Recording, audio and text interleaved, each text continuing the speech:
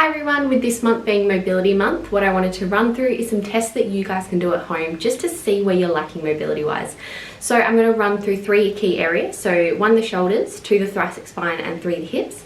And what I want you to do is I want you to follow along and see how mobile your joints are, and let us know in the comment section below how you go. Okay, so first of all, we're going to go over the shoulders. So a lot of the times when you become quite restricted through the shoulders, we can see things like rotator cuff issues, bursitis, tendonitis.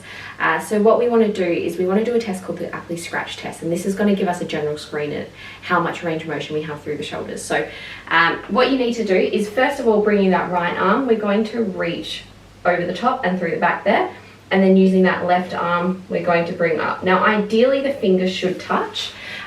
If you can overlook the fingers, that's even better. If we're unable to touch, that means that we have quite a decreased range of motion. So that's going to indicate that we have a decreased mobility in our shoulder joints. Okay, so now for the thoracic spine. So this one is one I see day in, day out. So it's really common because there's a lot of desk work these days, a lot of computer work, people on their phones. So what I want you to do is I want you to find a mirror. Now you're going to stand side on, and what you should notice is you should be standing up nice and tall. You shouldn't have too much rounding through the shoulders, and you should be standing up nice and straight.